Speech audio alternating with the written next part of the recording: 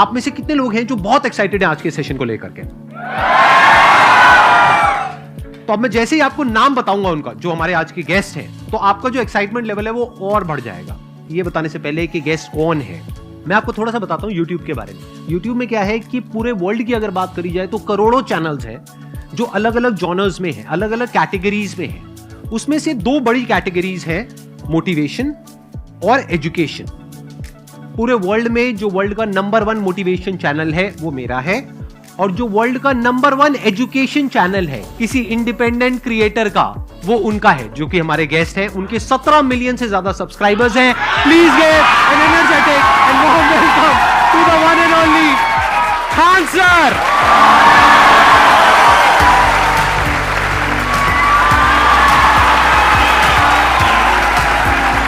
क्या हाल चाल जी, कैसे हैं आप?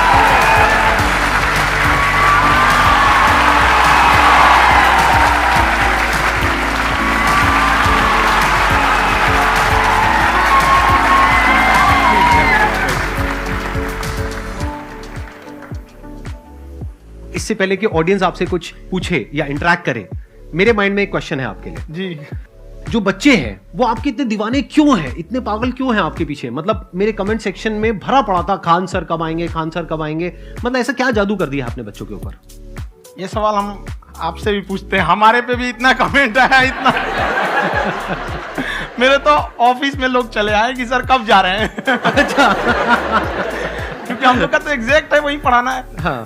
तो देखिए, हम लोग का मेन है कि बच्चों को जो जरूरत रहती है कि अगर लड़का पढ़ने आया रहा ना, उसके मन में कोई डाउट ना रह जाए। हम उसको कहते हैं कि हम तुम्हें पढ़ा रहे हैं, दम है तो भूल के दिखाओ, याद करके नहीं।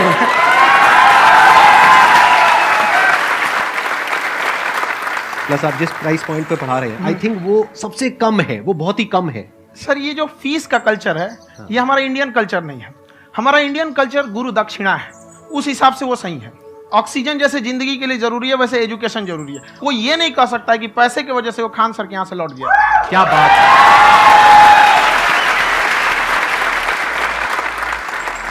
मैंने देखा कि आपका ये जो चैनल है कि ये पिछले 3 साल के अंदर अंदर ही ग्रो किया है। हमको जब चैनल शुरू हुआ तो एक दिन में हम 4-5 वीडियो बनाए। एक हमको कुछ आता, आज भी नहीं आता इतना, तो हम देख के कैमरा उमरा तो हम कंफ्यूज हो गए, बाप रे। तो हम एक ही दिन में वीडियो शूट किया, पढ़ाने वाला टॉपिक था हमको। उसके बाद कभी वीडियो नहीं, 6-7 वीडियो एक ही बार शूट कर लिए। और एक जो थे जिनका कैमरा वगैरह था, मेरे पास कैमरे भी नहीं थे उस टाइम, और कैमरा 35,000 का था। तो 6 महीना इसी में लग गया, तो 35,000 इसी में फंस जाएगा। तो उनके कैमरे से शूट किए, उन्होंने कोई चार्ज लिया। उसके बाद हम छोड़ ही दिए। लॉकडाउन लगा, तब हम कहें आप कैसे पढ़ाएंगे। वो तो 1 दिन 2 दिन करते करते अचानक लंबा हो गया। तब हमको याद आया कि ओहो, मेरा एक चैनल भी है वहाँ पे। तो उस समय उस पर लगभग 30,000 सब्सक्राइबर हो चुके थे। तो जैसे लॉकडाउन लगा तो उस पर पढ़ाना चालू किया, और पता नहीं क्या लोगों को पढ़ाई में इतना इंटरेस्ट आ गया कि आपका स्टाइल ऐसा है थोड़ा सा। आप आई थिंक पढ़ाई के साथ साथ में जो बीच बीच में आप थोड़ा बहुत छोड़ते रहते हैं ना, मतलब जो एंटरटेनमेंट चलता रहता है। ये बात हम देखिए, जब हम गुलाम थे ना, तो अंग्रेजों ने एक चाल चला था कि भारत को हम फिजिकली गुलाम रखेंगे 100-200 साल, मेंटली 1000 साल कर देंगे। उन्होंने पढ़ाई का मॉडल चेंज कर दिया। उन्होंने ऐसा डिजाइन किया कि ये टीचर की रिस्पॉन्सिबिलिटी है, वो पढ़ा के चला जाए। टीचर की रिस्पॉन्सिबिलिटी यहाँ खत्म नहीं हो जाती। पढ़ाना तो कोई भी पढ़ा सकता है, टीचर की इससे बड़ी रिस्पॉन्सिबिलिटी होती है उसे समझाना। वो समझा कि नहीं समझा। अगर लड़का आपके समझाने के बाद डाउट रह गया तो ये आपकी गलती है। लड़का हमसे पूछता है सर इतनी भीड़ है आपके पास, तो कहे सर डाउट कैसे पूछेंगे? हम कह रहे यार तुम्हारा डाउट बचेगा तब ना पूछेगा तुम डाउट यहाँ पे।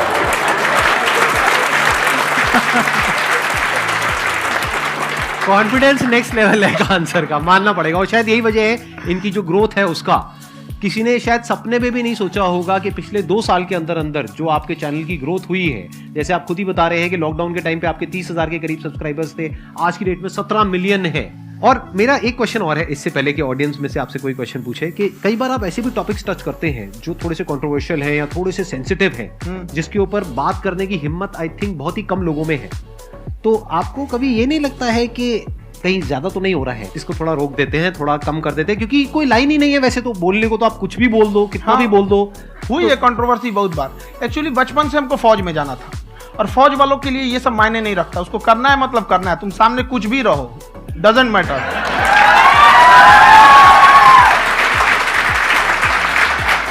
और मैंने YouTube पे देखा कुछ वीडियोस में कि आपका जो इंस्टीट्यूट है वहां पर आज से कुछ साल पहले कुछ बम गिरे थे। हाँ, कुछ गिरे थे, कुछ तो बहुत सॉलिड जगह गिरा था, फटा नहीं वो। मतलब आपके आसपास? हाँ, बम को भी पता है कि टीचर की इज्जत किया जाता है। क्या बात है, क्या बात है।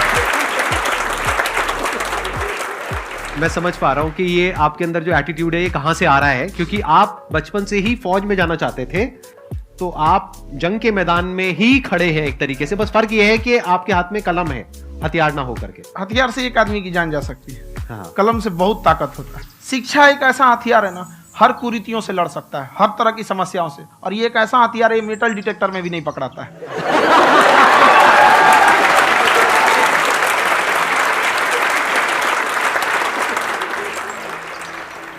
मेरा क्वेश्चन ये है कि अभी प्राइवेट ऑर्गेनाइजेशंस में पीटने का, पनिशमेंट का ये सिस्टम जो है खत्म हो गया है। हम आपके वीडियो में देखे हैं सर कि आप एक बड़ा सा रोल रखे रहते हैं, पुलिस वाला लाठी है वो, पुलिस वाला लाठी है, और स्टेज पे बुला के बच्चों को उसी से धुनाई शुरू कर देते हैं मस्त एकदम से, है ना। तो सर मतलब कि बच्चे मतलब कि डरते नहीं है आपसे, और इस तरीके से कैसे कनेक्टेड हैं आपसे, है ना। और एक और क्वेश्चन सर, यूपीएससी का जो आप अपना बैच स्टार्ट करने वाले हैं, ठीक है, उसके बारे में बताइए सर, क्योंकि मुझे मतलब कुछ इशू करना है सर, ठीक है। और संदीप सर को देख लिए, मेरा तो वैसे ही हो जाना है।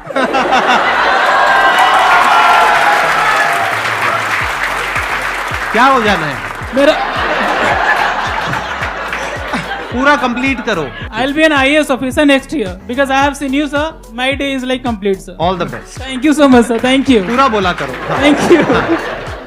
देखिए, लड़कों को जहां तक पीटने की बात है, जब पढ़ाने की बात आएगी तो उसको हम पूरे बेहतरीन ढंग से पढ़ाएंगे।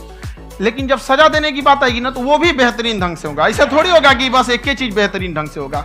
और डर का होना बहुत जरूरी है। ये डर भी अपने आप में एक मोटिवेशन है, क्योंकि जब आपके अंदर एक थोड़ा सा डर रहे ना, तो डर के भागिए मत। एक ऐसा डर जिसको आप लगे कि नहीं नहीं थोड़ा सा और करने की जरूरत है, फिर तो ये हम इसको क्रॉस कर जाएंगे आप। तो लड़कों के अंदर ये डर बनाना भी जरूरी रहता है। और रही बात यूपीएससी वाले की, जो आपने बोला, बहुत सारे लड़के वेट कर रहे हैं यूपीएससी की, क्योंकि 2-2.5 लाख फीस सारे लोग एफोर्ड नहीं कर सकते। और हमारा वही रहता है, हम तो ज्यादातर हमारे स्टूडेंट देखेंगे तो किसी के रिक्शा वाला, सब्जी वाला, यही लोग, इनको तो 2.5 लाख रुपया, इनके पास पूरी संपत्ति नहीं होती है, फीस कहाँ से भरेंगे वहां पे, उसके बाद रहेंगे कहाँ से। तो ऑल ओवर इंडिया से, कश्मीर से कन्याकुमारी तक, गरीब से गरीब भी लड़का उसको पढ़ सकता है। यही कुछ 1000 रुपये मंथली, 12-14 हजार साल का पड़ेगा, खत्म हो जाएगा इतना में।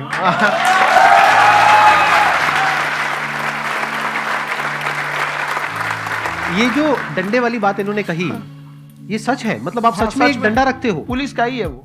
और मारते हो? हाँ, कि मतलब अगर कोई लड़की छेड़ता है या ऐसा कोई भी उल्टा पुल्टा काम पढ़ाई करता लिखाई है, कुछ भी गलती करेंगे तो पिटाएंगे वो यहाँ पे, कैमरे पे, ऑन कैमरा, जैसा भी रहे, कुछ भी पिटाना तो उनको फिक्स है। एक तो कोई मतलब विधायक जी थे, उनके लड़का को पीट दिए, तो चला दल बल लेके अपना वहां पे। उसने घर पे नहीं बताया था कि सर ने पीटा है, बस बोल दिया कोचिंग में पीटा है। बाद में पता चला हम पीटे हैं, तो उसके पिताजी मेरे सामने और पीटे।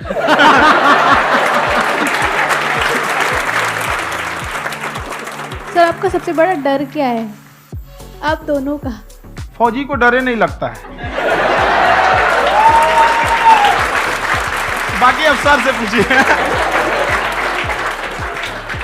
आज के सेशन से पहले कोई डर नहीं था, लेकिन अब मुझे इनकी डंडे वाली कहानियां सुन करके डर लग रहा है कि कहीं मैंने गलती से कुछ बोल दिया अरे ऐसा और नहीं, इन्होंने कहीं पीछे कुछ रखा हुआ है, और यही आ करके अगर इन्होंने मेरी पिटाई कर दी तो बहुत बुरा हो जाएगा। तो इसलिए हमको थोड़ा डर लग रहा है।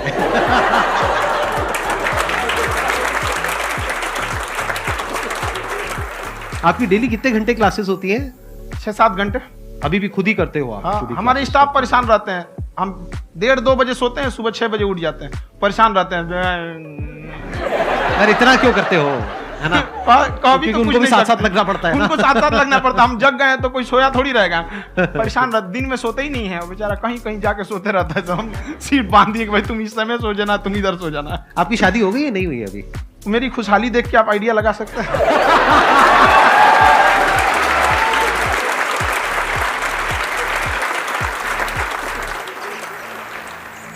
First of all I would like to say sir thank you so much to you and to your team कि आपने मुझे यहाँ आने का मौका दिया।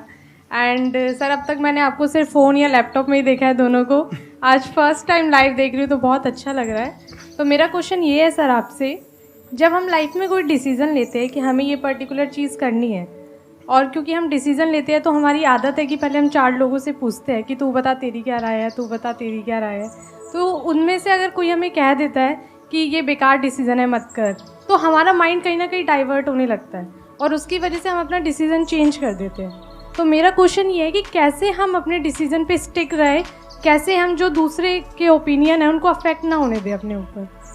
दूसरे से सलाह लेने से पहले एक बार खुद उस पर रिसर्च कर लेना चाहिए, ताकि आप सामने वाला क्या सलाह दे रहा है आपको समझ में आना चाहिए। यहाँ पर ऐसा नहीं है कि कई बार ऐसे होते हैं कि दूसरे वाले को एक्सपीरियंस होता है, तो अगर आपको पहले से आइडिया है, उसके बारे में आप बेहतरीन ढंग से रिसर्च किए हैं कि क्या इसमें प्लस पॉइंट है, क्या निगेटिव है, उसके बाद आप किसी से सलाह लेने जाइए। ये नहीं कि मन में आया सीधे बताओ गड़बड़ा जाएगा तुम्हारा। पहले आपको R&D करना पड़ता है, समझ में आया कि नहीं। और जिंदगी हो या गाड़ी, जीतेगा वही जो टाइम पे गियर चेंज कर रहा है। तो डिसीजन चेंज करना बहुत ज्यादा गलत नहीं है। इन्होंने बहुत अच्छी बात कही है और मैं इसी बात में थोड़ा सा और ऐड ऑन करूंगा कि ये जो आपने कहा ना कि अपने डिसीजन पे स्टिक कैसे रहे, ये कोई अच्छी क्वालिटी नहीं है, क्योंकि टाइम टू टाइम आपको अपने डिसीजंस को चेंज करना होता है। जैसे आपने 4 लोगों से डिस्कस किया, कोई इंसान कुछ पॉजिटिव बोल रहा है, कोई नेगेटिव बोल रहा है, उससे फर्क नहीं पड़ना चाहिए। डिपेंड ये करता है कि वो जो बोल रहा है उसका बेसिस क्या है।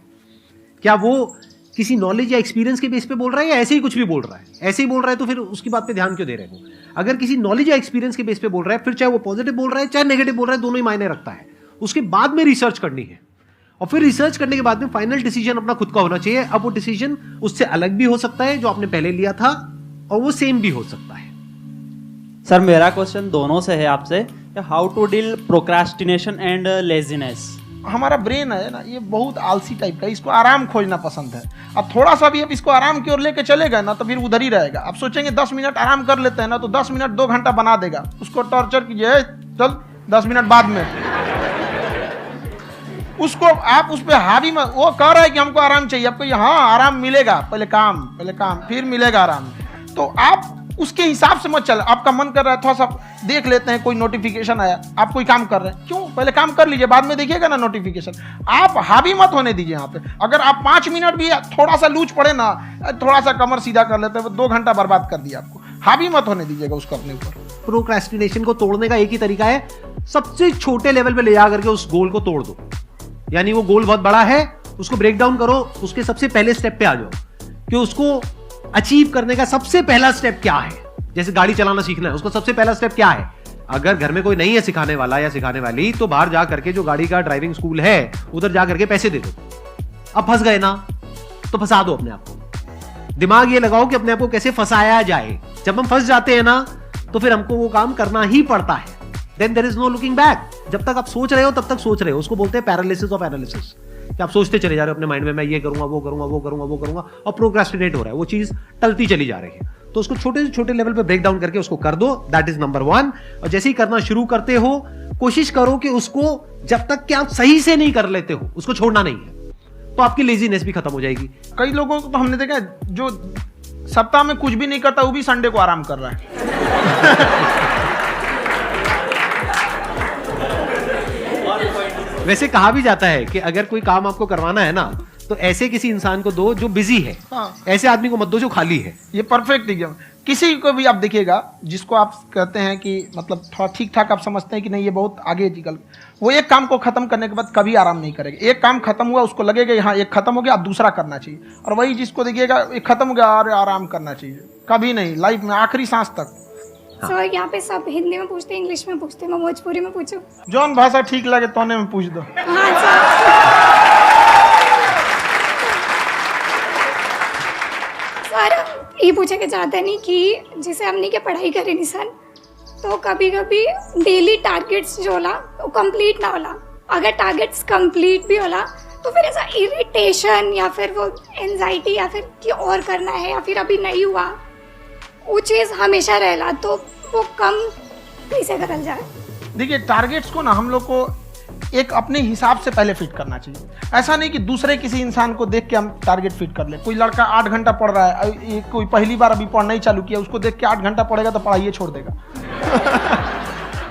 तो आप अपनी क्षमता के हिसाब से देखिए कि आप कितना पढ़ सकते हैं। अगर आपने एक घंटे को बना लिया कि हम 1 घंटा पढ़ सकते हैं, अगले 1 हफ्ते तक उसको सस्टेन रखिए। जिम में कैसे करते हैं लोग, पहले दिन उठा लीजिएगा 1 कुंटल तो हार्ट अटैक हो जाएगा।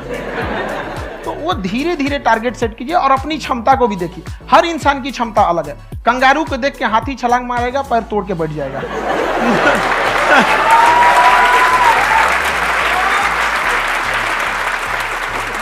अब संदीप सर का मोटिवेशन देख के इसका मतलब क्या कि ट्रेन के आगे खड़ा हो जाएंगे, ढकेल देंगे तुमको। हालांकि ऐसा कर देते हैं, लेकिन ऐसा करिएगा लोग नहीं, क्षमता पता होना चाहिए।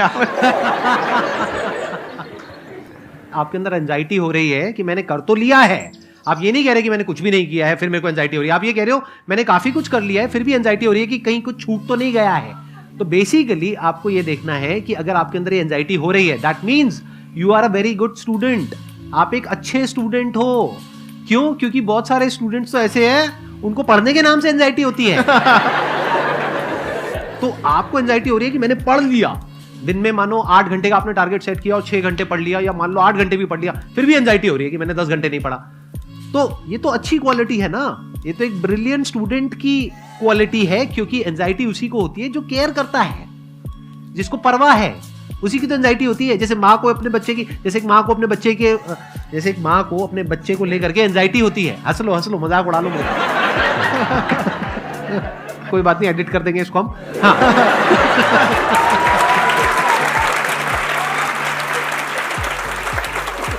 जैसे एक माँ है, उसको अपने बच्चे को लेकर के एंजाइटी होती है, थोड़ी सी भी तबीयत खराब हो जाए उसको एंजाइटी होती है, चाहे बच्चा ठीक भी है, डॉक्टर को नहीं होती है। क्यों? क्योंकि माँ को उस बच्चे से प्यार है। तो दैट मीन्स कि आप अपनी पढ़ाई को लेकर के सीरियस हो, इस वजह से आपके अंदर एंजाइटी हो रही है, विच इज नॉर्मल। जहां पर प्यार मोहब्बत होती है वहां पर थोड़ी बहुत एंजाइटी तो होती ही है ना। समझ रहे हो ना मैं क्या कहना चाह रहा हूं? आप लोग समझ रहे हो ना मैं कहां जा रहा हूं? जब वो किसी और से बात करती है तो एंजाइटी होती है ना।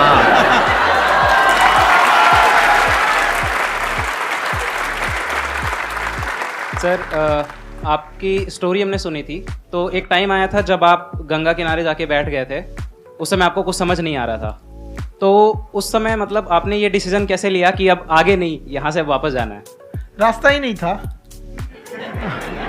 घर जाने के लिए एटलीस्ट 90 रुपए चाहिए थे, जेब में 40 रुपए थे। कैसे घर जाते हैं? और हम गंगा के किनारे चुपचाप बैठे बैठे हम कहें कि अब बहुत टेंशन हो गया, अब घर जाना चाहिए। रूम पे तो किराए के रूम पे ही आदमी सारे लोग रहते। गए वहाँ पे तो रूम लॉक हो गया था। तुम खटखटाए तो ऊपर से गुस्सा से बोले जो ऑनर थे, क्या टाइम हो गया है? तुम कहीं 9-10 बज रहा होगा। घड़ी देखिए तो 2 बज रहा था रात का, 2-2:30 बज गया था वहाँ। टेंशन में आप तो होता है, कई बार ऐसा समय आएगा कि लगेगा जैसे आप कुछ नहीं हो सकता है। तो इससे घबराना नहीं है। कभी कभी गुच्छे की आखिरी चाबी भी ताला खोल देती है।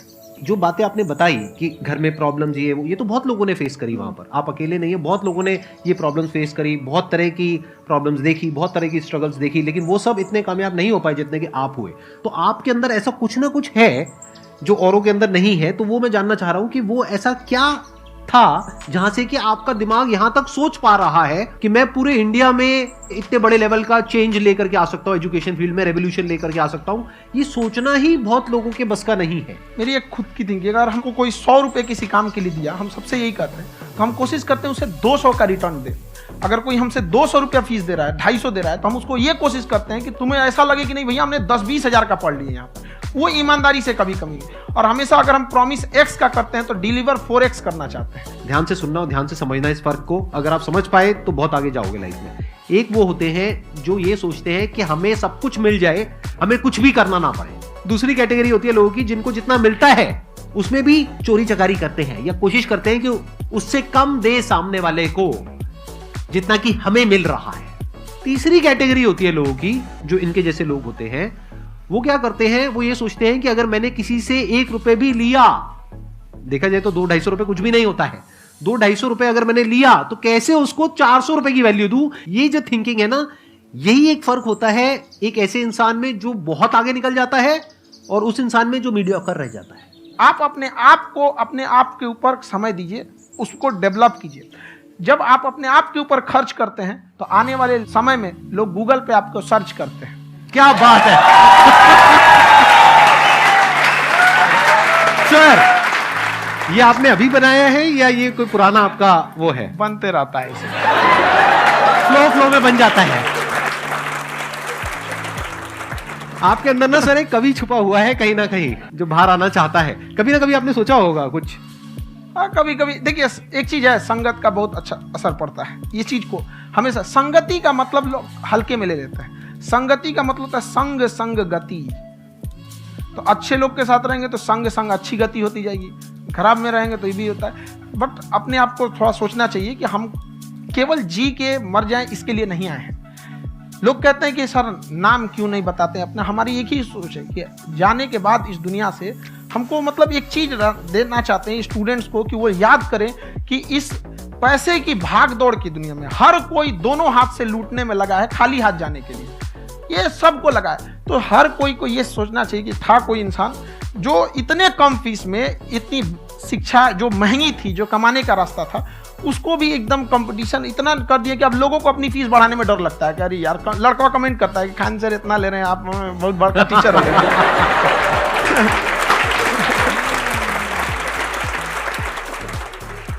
खान सर की एक क्लिप है, ये समय और समझदारी में बहुत फर्क होता है। अगर समय रहते समझदारी आ गई तो इंसान कामयाब हो गया, लेकिन अगर समय चला गया फिर समझदारी आई फिर तो बेकार है। तो सर मतलब कुछ आपको ऐसी चीज़ लाना चाहिए जो मतलब बच्चों जो तैयार हो रहे हैं उनको ये चीज़ें मतलब एंड टाइम पे दिखे। समझ रहे हैं आप मेरी बात? नहीं समझ?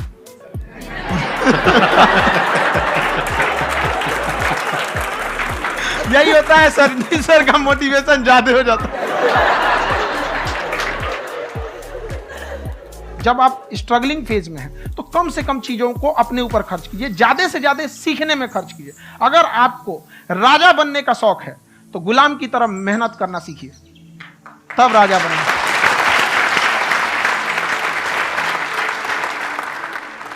ये दुख, ये दर्द, ये सब तेरे अंदर है।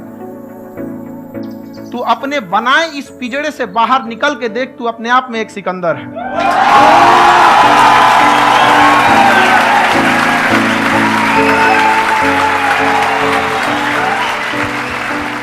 Thank you so much sir for coming. बहुत मजा आया मेरे को आपके साथ में इंटरेक्ट करके। आई एम श्योर आप लोगों को भी बहुत मजा आया होगा।